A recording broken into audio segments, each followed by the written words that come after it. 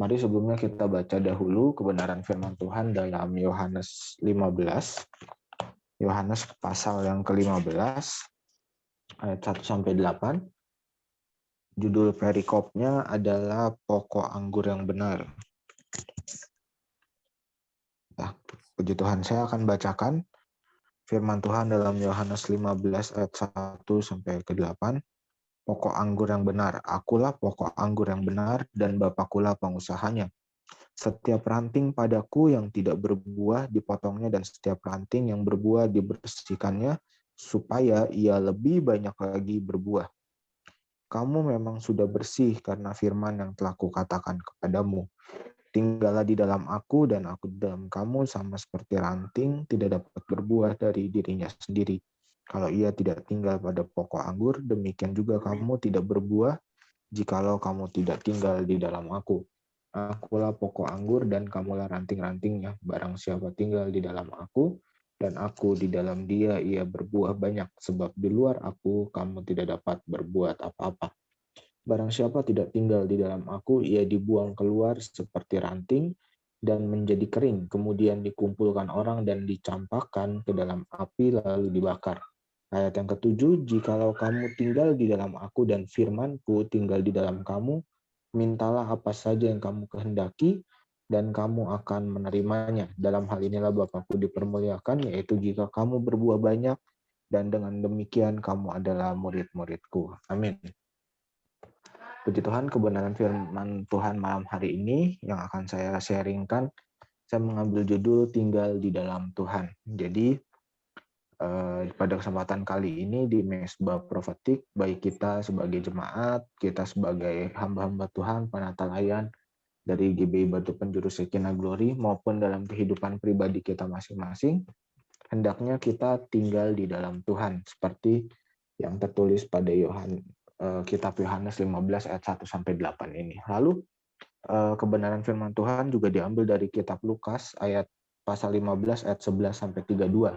Saya tidak akan bacakan perikop ini. Perikop ini juga mungkin seringkali kita dengar. Ini adalah kisah tentang anak yang hilang, di mana ada seorang bapak, seorang ayah yang mempunyai 2 orang anak laki-laki, yang bungsu dan yang sulung. Bagaimana yang bungsu kita tahu lalu pergi menjual harta miliknya berfoya-foya dan akhirnya menderita kelaparan lalu kembali didapati dan bapaknya beroleh sukacita karena anaknya bungsu telah kembali. Namun sebaliknya anaknya yang sulung atau saudaranya tersebut justru tidak bersukacita. Nah, berbicara tinggal di dalam Tuhan, slide yang pertama bisa di next slide-nya.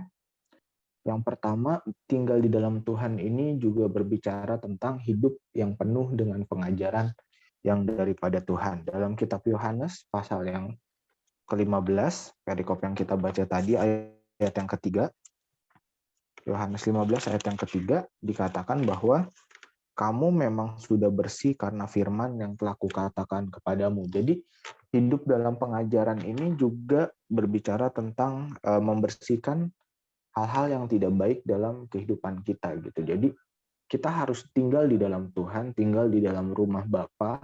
Itu juga tentang bagaimana kita hari makin hari hidup dalam pengajaran-pengajaran Tuhan. Supaya apa?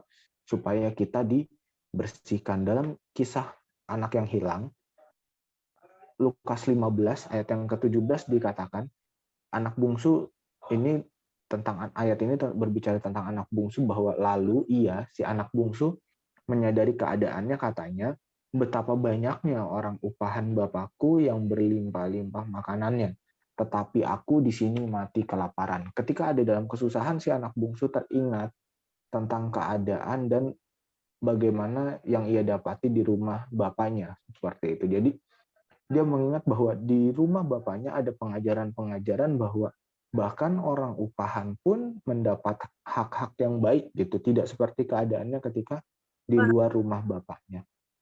Jadi berbicara tentang tinggal di dalam Tuhan, ini juga berbicara tentang Shalom Pak Maman. Shalom. Shalom, terlambat. Iya, selamat bergabung. Ya, saya lanjutkan bahwa berbicara tentang tinggal di dalam Tuhan, itu kita harus ada di dalam pengajaran Tuhan, atau harus bisa mengambil pelajaran, mengambil kebenaran dari firman Tuhan untuk diterapkan dalam kehidupan kita masing-masing gitu. Berbicara tinggal dalam Tuhan sama seperti ketika anak bungsu itu berada di rumah bapaknya, ada hal-hal yang dia pelajari. Dia melihat bahwa, oh ternyata di rumah bapak saya seperti ini ya. Oh, berbicara tentang rumah itu ternyata berbicara tentang apa yang diajarkan dari keluarga tentang kehidupan kita, seperti itu. Jadi juga berbicara tinggal di dalam rumah, berbicara tinggal di dalam Tuhan, itu bagaimana kita bisa melihat atau kita bisa mengambil pelajaran dari kebenaran-kebenaran yang ditanamkan dalam kehidupan kita. Makanya kenapa penting untuk hidup di dalam Tuhan? Yang pertama, agar kita mengerti pengajaran yang ditanamkan firman Tuhan kepada kehidupan kita, sehingga kita dibersihkan. Sama seperti ayat yang ketiga tadi, kamu memang sudah bersih karena firman. Firman berbicara tentang pengajaran, maka dari itu hari-hari ini kita harus terus berkomitmen, terus belajar untuk terus baca firman Tuhan, terus menggali, mengerti, merenungi firman Tuhan, sehingga selalu ada pengajaran. Karena diam di rumah Bapa, diam di dalam Tuhan, itu akan selalu memberikan pengajaran-pengajaran yang baru dalam kehidupan kita. Poin yang kedua, next. Tinggal di dalam Tuhan berbicara juga tentang bahwa kita bukan siapa-siapa di luarnya. Yohanes 15 ayat 5 yang ayat 5 dan ke-6, Akulah pokok anggur dan kamulah ranting-rantingnya. Barang siapa tinggal di dalam aku dan aku di dalam dia, ia berbuah banyak, sebab di luar aku kamu tidak dapat berbuat apa-apa. Barang siapa tidak tinggal di dalam aku, ia dibuang keluar seperti ranting dan menjadi kering. Kemudian dikumpulkan orang dan dicampakkan ke dalam api. Dalam kita tinggal di dalam Tuhan, disitulah sumber kehidupan kita gitu.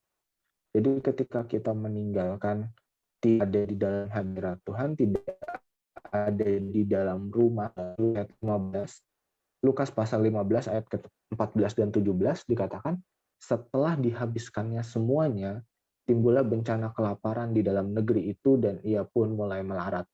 Lalu ia menyadari keadaan, katanya betapa banyaknya orang upahan Bapakku yang berlimpah-limpah makanannya, tetapi aku di sini mati kelaparan. Seperti itu. Jadi ketika saya mempersiapkan firman, saya merenungkan firman, saya mendapatkan bahwa kisah anak yang hilang ini menggambarkan bagaimana kita itu harus hidup di dalam Tuhan. Bagaimana kita sebagai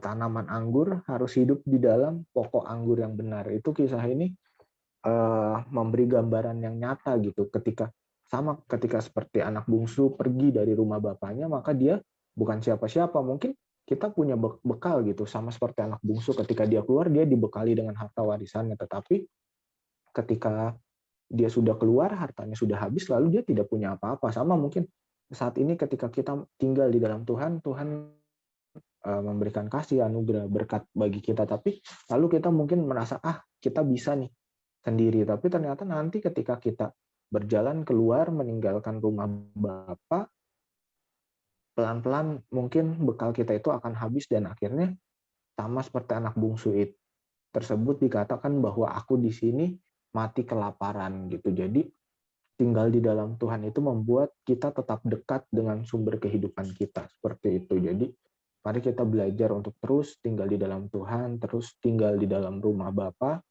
sehingga kita terus punya bekal untuk kehidupan kita, tertanam dalam sumber kehidupan kita. Yang ketiga, yang terakhir, poin yang selanjutnya, tinggal di dalam Tuhan itu juga menyadarkan kita, mengingatkan kita bahwa kita ini punya hak-hak khusus gitu. Kita ini spesial di mata Tuhan. Kenapa? Ayat yang ke-7 dalam Yohanes pasal ke-15, jikalau kamu tinggal di dalam aku dan firmanku tinggal di dalam kamu, mintalah apa saja yang kamu kehendaki dan kamu akan menerimanya. Gitu. Jadi ketika kita tinggal di dalam Tuhan, kita punya hak-hak khusus sebagai anak-anak Tuhan. Bahwa apa saja yang kita minta, Tuhan akan memberikannya. Ketika kata apa saja ini mungkin kita berpikir, wah enak ya, bisa minta apapun yang kita mau gitu, dan pasti akan diberikan. Tapi ketika kita mengingat poin yang pertama tadi, bahwa tinggal di dalam Tuhan juga mengajarkan tentang pengajaran-pengajaran yang benar, tentang dimurnikan di dalam Tuhan melalui firman yang hidup, maka kita akan menyadari bahwa yang dimaksud dengan ayat ke-7 ini adalah keinginan-keinginan kita yang sejalan dengan kehendak dan rencananya.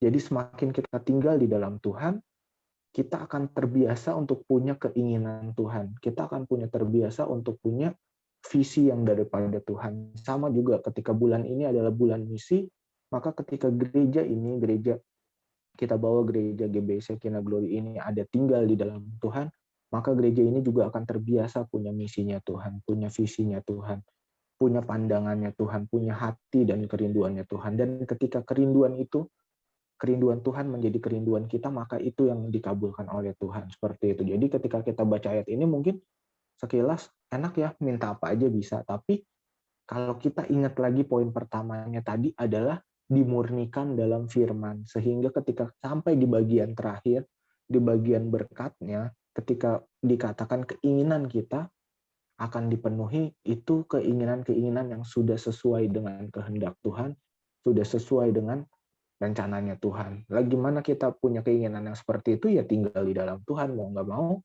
baca firman Tuhan, punya waktu-waktu saat teduh pribadi, yang terus harus kita belajar bersama-sama, kita harus komitmen sama-sama.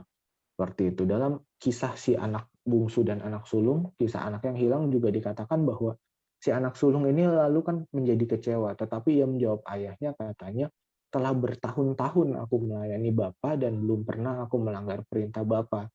Tetapi kepadaku belum pernah Bapa memberikan seekor anak kambing untuk bersukacita dengan sahabat-sahabatku. Nah, kita jangan sampai lupa bahwa sebagai orang yang tinggal di dalam Tuhan, kita akan punya hak-hak khusus. Anak sulung mungkin lupa bahwa selama ini dia tinggal bersama dengan ayahnya, tapi dia tidak merasa bahwa apa yang menjadi milik ayahnya adalah milik dia juga gitu. Dia tidak merasa bahwa yang tadi, apa yang rencana Tuhan adalah rencana dia, apa yang jadi pandangan Tuhan adalah pandangan dia. Dia lupa bahwa dia punya hak khusus itu.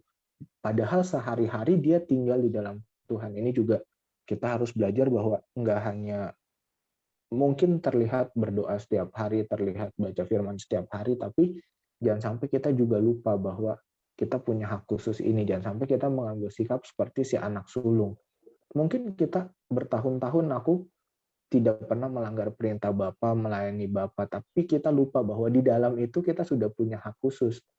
Kita mungkin masih meminta apa yang menjadi keinginan-keinginan kita yang tidak sama, tidak sejalan dengan kehendak Tuhan. Kita minta yang hanya menjadi keinginan pribadi kita. Kita lupa bahwa di tengah-tengah pelayanan kita, di tengah-tengah ketaatan kita, hak khusus kita adalah memiliki keinginan yang sama dengan Bapa. Dan ketika keinginannya itu sudah sama, maka segala sesuatunya diberikan. Jangan lupa bahwa selama ini kita sudah tinggal di dalam Tuhan. Gitu. Jangan seperti si anak sulung yang lupa bahwa selama ini dia tinggal loh sama si Bapak, tapi dia merasa jauh. Jadi mungkin sama seperti smartphone saat ini, mendekatkan yang jauh, menjauhkan yang dekat. Nah, si anak sulung ini padahal sehari-hari dekat, tinggal bersama dengan Bapak, tapi dia merasa jauh. Jadi jangan juga kita lupa akan hal itu.